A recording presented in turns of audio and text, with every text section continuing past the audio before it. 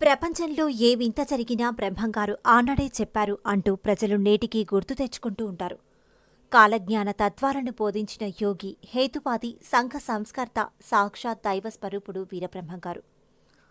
శ్రీ పోతులూరి వీరబ్రహ్మేంద్రస్వామి క్రీస్తు శకం 1608లో కీలకనామ సంవత్సర కార్తీక శుద్ధ ద్వాదశి నాడు సరస్వతీ నదీ తీరంలో పరిపూర్ణాచార్యులు, ప్రకృతాంబ అనే విశ్వబ్రాహ్మణ పుణ్య దంపతులకు జన్మించారు. పుణ్య దంపతులు పుత్రుణ్ణి కనిన 2 రోజులకే శివ సాయుధ్యం పొందారు. చరిత్రకారుల పరిశోధన ఫలితంగా చిన్నతనంలోనే తల్లిదండ్రులను కోల్పోయిన ఆయన అత్రి మహాముని ఆశ్రమం చేరుకున్నారు. కర్ణాటకలోని పాపాగ్ని మఠాధిపతి యనమతన వీరభోజాచార్యులు సతీ సమేతంగా సంతాన భాగ్యం కోసం పుణ్యక్షేత్రాలు సందర్శిస్తూ అత్రి మహాముని ఆశ్రమం చేరుకుంటారు. సంతాన ప్రాప్తికై పరితపిస్తున్న ఆ పుణ్య దంపతుల చెంతకు ఈ బాలుడిని అందజేస్తాడు. వీరభోజాచార్య, ఈ బాలుడు మహిమాన్వితుడు, మునుముందు ఈ బాలుడు ఎన్నో వింతలు చూపించబోతున్నాడు అంటూ ఆ బాలుని వీరభోజాచార్యుల దంపతులకు అందజేస్తారు. ఆ విధంగా బ్రహ్మంగారు పాపాగ్ని మఠాధిపతి కారింట సనాతన సాంప్రదాయాల నడుమ పెరుగుతూ వస్తారు. అతి చిన్న వయసులోనే బ్రహ్మంగారు కాళికాంబపై సప్తశతి రచించి అందరినీ అబ్బురపరుస్తారు. వీరభట్టయ్యగా నామకరణం చేస్తారు. ఆయనకు చిన్న వయసులోనే విశేష జ్ఞానం లభించింది. ఎక్కువ ఆత్మచింతన కలవాడు, మితభాషి. ఆయన 10వ ఏట ఆయన తండ్రి వీరభోజాచార్యులు మరణిస్తారు. తండ్రి మరణం తర్వాత తాను స్వయంగా జ్ఞాన సముపార్జన చేయదల్చి దేశాటన కొరకు తల్లిని అనుమతి కోరగా అందుకు ఆమె నిరాకరిస్తుంది. ఆమెకు అనేక విధాలుగా నచ్చచెప్పి చివరకు ఒప్పించారు. ఆ సమయంలో ఆమెకు పిండోత్పత్తి, జీవి జన్మరహస్యాలను వివరించారు. శుక్ర శోణితంతో స్త్రీ గర్భధారణ కావించాక గర్భం ధరించిన ప్రతి మాసంలో కడుపులో శిశువుకు ప్రాణం పోసే విధానాన్ని కళ్లకు కట్టినట్లుగా వివరిస్తారు బ్రహ్మంగారు. ఆగామి ప్రారబ్ధ సంచిత కర్మ సిద్ధాంతమును కళ్లకు కట్టినట్లుగా వివరించారు. తల్లికి నచ్చచెప్పి అనుబంధాలు మోక్షానికి ఆటంకమని, దానిని వదిలేయమని తల్లికి హితవు పలికారు. శరీరం పాంచభౌతికమని, ఆకాశం, గాలి, అగ్ని, పృథ్వీ, నీరు అనే 5 అంశాలతో చేయబడిందని, సమస్త ప్రకృతితో కన్ను, ముక్కు, చెవి, నోరు, చర్మము అనే జ్ఞానేంద్రియాల ద్వారా సంబంధం ఏర్పరచుకొని జ్ఞానం సంపాదిస్తామని, వీటి ద్వారా నేను అనే అహం జన్మిస్తుందని, ఆత్మ సాక్షిగా మాత్రమే ఉంటుందని, బుద్ధి జీవుణ్ణి నడిపిస్తుందని, బుద్ధిని కర్మ నడిపిస్తుందని, దానిని తప్పించడం ఎవరికీ సాధ్యపడదని, ఈ విషయాన్ని గ్రహించి ఎవరు పరబ్రహ్మను ధ్యానిస్తారో వారు మోక్షాన్ని పొందుతారని బోధించి తల్లికి మాయని తొలగిస్తారు. జ్ఞానోదయం పొందిన తన తల్లి అనుమతి తీసుకొని బయలుదేరతారు. దేశాటనకు బయలుదేరిన బ్రహ్మంగారు బనగానపల్లెకు చేరుకున్నారు. అక్కడ పగలంతా తిరిగి రాత్రికి ఒక ఇంటి అరుగు మీద విశ్రమించి అక్కడి నిద్రకు ఉపక్రమించారు. తెల్లవారిన తరువాత ఇంటి యజమానురాలైన అచ్చమ్మ అతనిని ప్రశ్నించగా అతను ఏదైనా పని కోసం వచ్చారని చెప్పడంతో ఆమె ఆయనను పశువుల కాపరిగా నియమించింది. పశువులను కాచే నిమిత్తం రబ్బలకొండ చేరిన ఆయన అక్కడి ప్రశాంత వాతావరణంచే ఆకర్షించబడి అక్కడే ఉన్న ఒక గుహలో నివసిస్తూ కాలజ్ఞానం వ్రాయడం మొదలుపెట్టారు. ఆ సమయంలో ఆయన గోవులకు ఒక వలయం ఏర్పరిచి దానిని దాటవద్దని ఆజ్ఞాపించడంతో అవి ఆ వలయం దాటకుండా మేతమేస్తూ వచ్చాయి. ఒకరోజు ఆయనను అనుసరిస్తూ వచ్చిన అచ్చమాంబ ఆయన ఏకాగ్రతగా వ్రాయడం, పశువుల ప్రవర్తన గమనించి ఆయన ఒక మహాజ్ఞాని అని గ్రహించింది. ఇన్ని రోజులు ఇవేవీ తెలియకుండా ఆయన చేత సేవలు చేయించుకున్నందుకు ఆయనను క్షమాపణలు వేడింది. ఆ తరువాత అచ్చమ్మ తనకు జ్ఞానబోధ చేయమని వేడగా ఆమెకు యాగంటిలో జ్ఞానబోధ చేశారు బ్రహ్మంగారు. పరమాత్మ నీలో నాలో ఈ పశువులలో అన్నింటా అతని ఉనికి ఉంటుంది. ఆయనను తెలుసుకొనుటకు అనేక మార్గాలున్నప్పటికీ భక్తి ధ్యాన మార్గాలు శ్రేష్టమైనవి. భక్తి మార్గం అంటే పరమాత్మను తలుచుకుంటూ గడపడం. ధ్యాన మార్గంలో ప్రాణాయామం లాంటి వాటి ద్వారా పరమాత్మ గురించి తెలుసుకోవడం. నిరాకారుడు, నిర్గుణుడు, వర్ణనకు అతీతుడైన పరమాత్మను తెలుసుకోవడం అని చెప్పి ఆయనను ఏకాగ్రతతో ధ్యానించమని చెప్పి తరువాత కాలజ్ఞానం గురించి చెప్పారు. బ్రహ్మంగారి మహిమ తెలుసుకున్న అచ్చమ్మ పుట్టు గుడ్డివాడైన తన కొడుకుకి చూపు ప్రసాదించమని చెప్పడంతో బ్రహ్మంగారు తన దివ్య దృష్టితో బ్రహ్మానందరెడ్డికి తన గతజన్మ పాపాలను వీక్షించి ఆయనకు చూపు ప్రసాదించి ఆయనను పాప నివృత్తి కావించారు. బనగానపల్లె నవాబు బ్రహ్మంగారి గురించి విని అతను నిజంగా మహిమ కలవాడో కాదోనని స్వయంగా తెలుసుకోవాలని శ్రీ వీరబ్రహ్మేంద్ర స్వామివారిని తన వద్దకు పిలిపించాడు. స్వామి రాకాన్ని స్వయంగా స్వాగతం చెప్పి సకల మర్యాదలు చేశాడు. బ్రహ్మంగారికి ఫలహారంగా మాంసం తీసుకుని రమ్మని తన సేవకులకు సూచించారు. నవాబ్ ఆదేశానుసారం సేవకుడు మాంసాహారం నింపిన పల్లెంపై వస్త్రం కప్పి బ్రహ్మంగారి ముందుంచాడు. బ్రహ్మంగారు ఆ వస్త్రం తొలగించమని తెలిపారు. అప్పుడు తను ఫలహారం స్వీకరిస్తానని చెప్పారు. అప్పుడు సేవకుడు అలాగే చేశాడు. వెంటనే అక్కడ ఒక ఆశ్చర్యకరమైన సంఘటన చోటుచేసుకుంది. అదేంటంటే ఆశ్చర్యంగా ఆ మాంసాహార పళ్ళెం ఒక్కసారిగా పుష్పాలుగా మారిపోయింది. దానితో అక్కడ అందరికీ ఆయనపై భక్తి విశ్వాసాలు పెరిగాయి. తరువాత బ్రహ్మంగారు ఆ నవాబుకు కాలజ్ఞాన విశేషాలను బోధించారు. ఆ తరువాత నవాబు స్వామికి 70 ఎకరాల భూమిని దానం చేసి దానిని మఠం నిర్వహణకు ఉపయోగించాలని కోరారు. తరువాత దేశాటన చేయదలచి బయలుదేరతారు స్వామివారు. ఆ సమయంలో కడప జిల్లాలో పర్యటిస్తూ కందిమల్లయ్యపాలెం చేరుకుంటారు. ఆ ఊరు ఆయనను ఆకర్షించడంతో అక్కడ నివాసం ఏర్పరచుకొని మామూలు వడ్రంగిలా జీవించడం ప్రారంభించారు. ఒకసారి ఆ గ్రామ ప్రజలు అమ్మవారి జాతర చేయదలచి ఆయనను చందా ఇవ్వమని కోరగా దానికి ఆయన తాను పేదవాణ్ణని తన దగ్గర ఇవ్వడానికి ఏమీ లేదని తెలిపారు. దాంతో వారు స్వామిని చులకన చేసి మాట్లాడగా అప్పుడు స్వామి తాను ఏదైతే ఇస్తానో అది అమ్మవారి సమక్షంలో మాత్రమే వారు స్వీకరించాలని షరతు విధిస్తారు. అందుకు సమ్మతించిన ఆ గ్రామ ప్రజలు సరే అంటారు. అప్పుడు స్వామి ఒక చుట్టను చేతిలో పట్టుకుని పోలేరి చుట్టకు నిప్పు పెడుదువురా అని గట్టిగా పిలుస్తారు. ఆశ్చర్యంగా పోలేరి అదృశ్య రూపంలో వచ్చి ఆ చుట్టను వెలిగిస్తుంది. అంతే, అక్కడి వారంతా ఆశ్చర్యపోతారు. స్వామి సామాన్యుడు కాదని గ్రహిస్తారు. స్వామివారిని గౌరవించేవారు. స్వామివారి గురించి చుట్టుప్రక్కల గ్రామ ప్రజలకు తెలిసి వారు కూడా స్వామివారి దర్శనానికై పరుగులు తీసేవారు.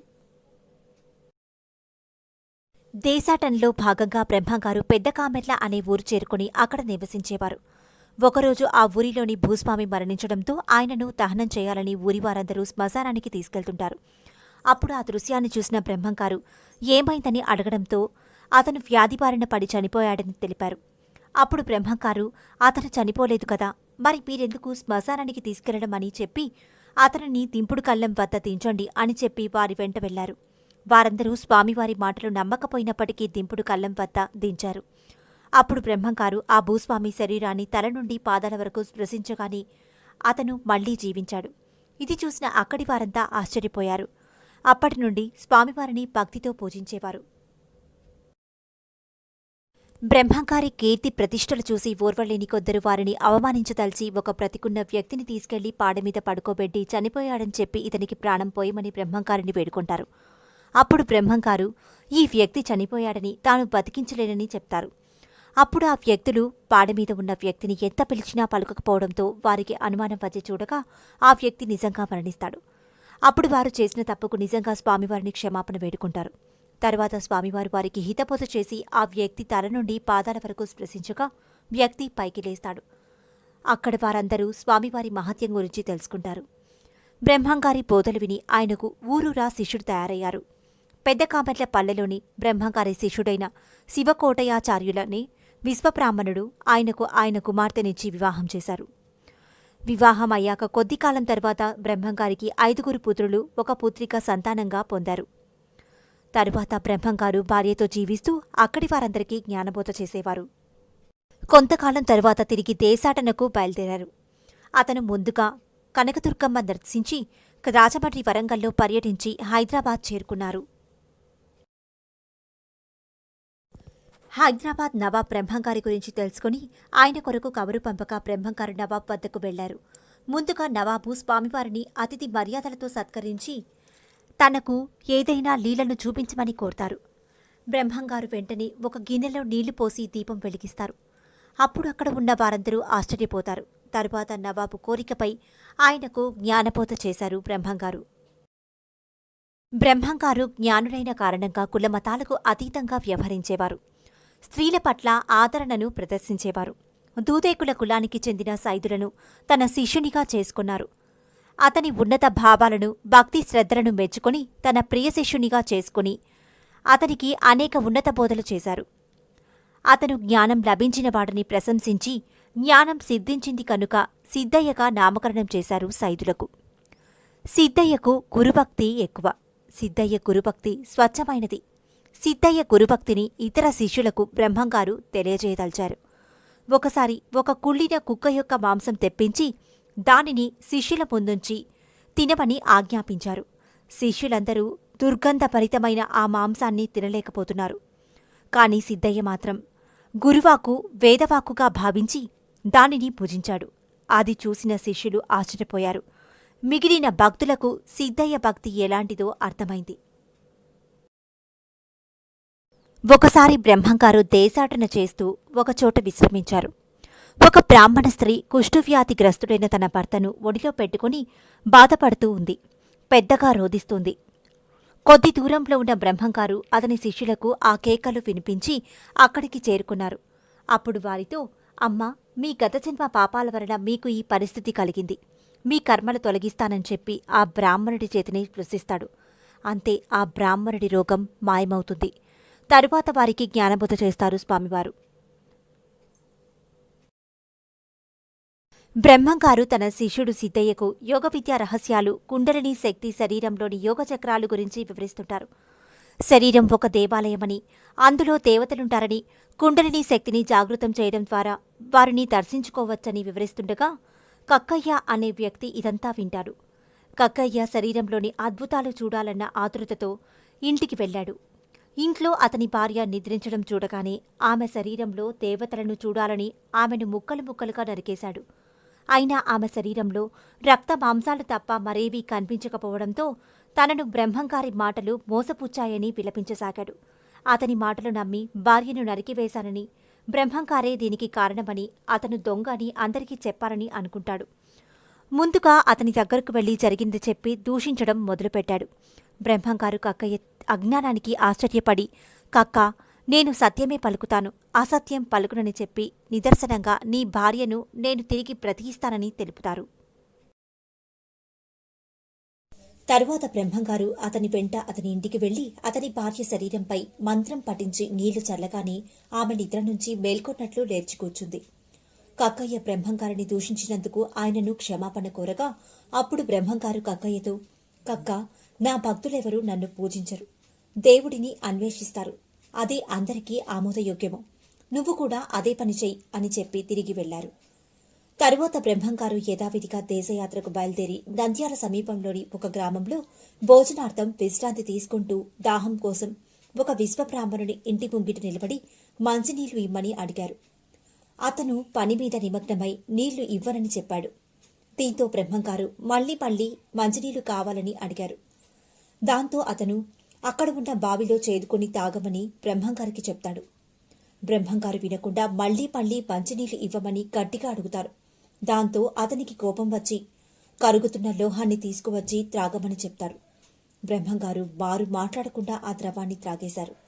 దాంతో అతను భయపడిపోయి తాను అపరాధం చేశానని తనను క్షమించమని వేడుకొన్నాడు. అందుకు బ్రహ్మంగారు, నాకు అజ్ఞానం మీద తప్ప ఎవ్వరి మీద కోపం లేదని చెప్తారు. తరువాత ఆ విశ్వబ్రాహ్మణుని కోరికపై ఆతిథ్యాన్ని స్వీకరించి బయలుదేరతారు. బ్రహ్మంగారి మహిమల గురించి విన్న నవాబు ఏదో విధంగా స్వామివారి మహిమలు చూడాలని నిర్ణయించుకుని స్వామి దగ్గరకు వచ్చి మరుసటి రోజు కచేరీ ముందు ఉన్న మైదానంలో జరిగే సభకు రమ్మని ఆహ్వానించాడు. అప్పుడు వీరబ్రహ్మేంద్ర స్వామి చిరునవ్వుతో, నీ మనసులో ఉన్న కోరిక తెలిసింది, నువ్వు అనుకున్న దానిని నేను చేసి చూపించగలను అని చెప్పి పంపించారు. తన మనసులో బ్రహ్మంగారి మహిమను పరీక్షించాలి అనుకున్నట్లు ఈయన ఎలా కనిపెట్టారో అర్థం కాక నవాబు విస్మయంలో మునిగిపోయాడు. తాను ఏర్పాటు చేస్తున్న సభ గురించి అందరికీ తెలిసేలా చాటింపు వేయించాడు నవాబు. మరుసటి రోజు సాయంత్రం ప్రజలందరూ సభాస్థలం వద్దకు చేరుకున్నారు. వీర బ్రహ్మేంద్ర స్వామి తన శిష్యులతో సభకు వచ్చి ఆసీనులయ్యారు. నవాబు లేచి నిలబడి, స్వామి, నా వద్ద ఒక చూడి గుర్రం ఉంది. అది ఆడగుర్రాన్ని కంటుందో లేక మగ గుర్రాన్ని కంటుందో తెలియజేయండి అని కోరారు. స్వామి చిరునవ్వుతో ఆ గుర్రాన్ని సభకు తీసుకురమ్మని కోరగా నవాబు స్వామివారి ఎదుటకు గుర్రాన్ని తెప్పించాడు.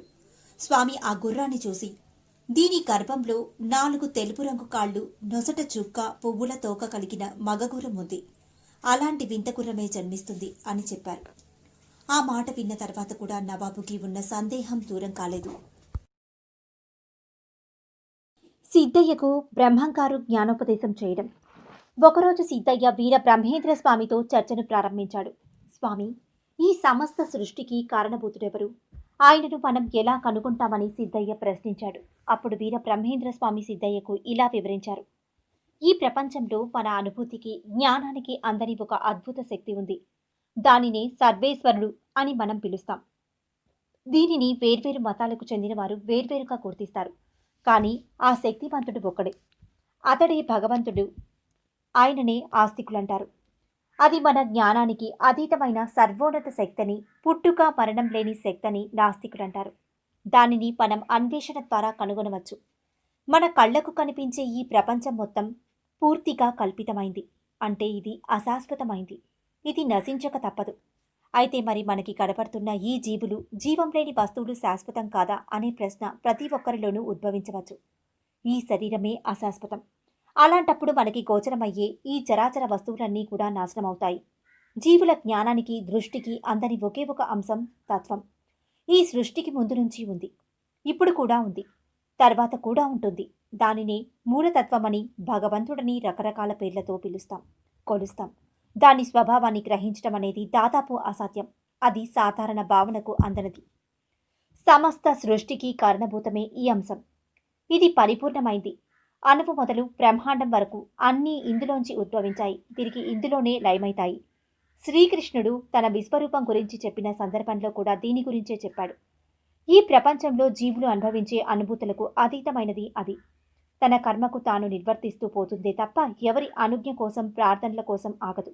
దానిని మనం భగవంతుడని పిలుస్తూ అనుగ్రహం కోసం ప్రార్థనలు చేస్తూ ఉంటాం. భగవంతుడికి లేదా ఈ అనంత తత్వానికి ఒక రూపం లేదు, గుణం లేదు, చావు లేదు, పుట్టుక లేదు. అతడు ఆది లేనివాడు, అనంతమైనవాడు, అన్నింటిలోనూ ఉంటాడు, అన్నీ తానై ఉంటాడు. కానీ ఇందులో ఏ ఒక్కటి భగవంతుడి గురించి లేదా ఈ ఏకత్వం గురించి చెప్పలేదు.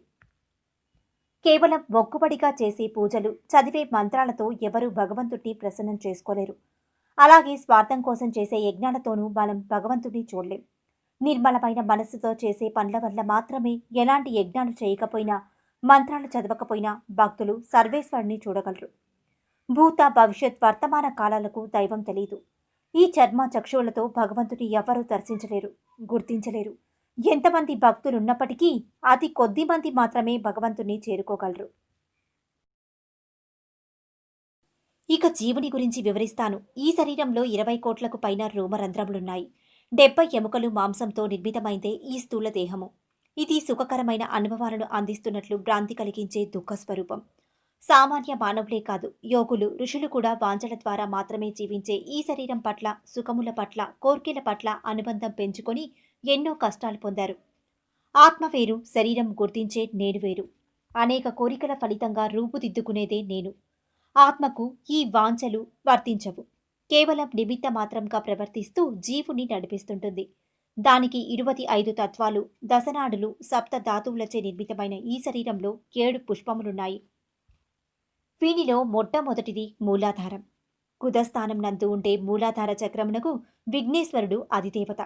రెండవది స్వాదిష్టాన చక్రము.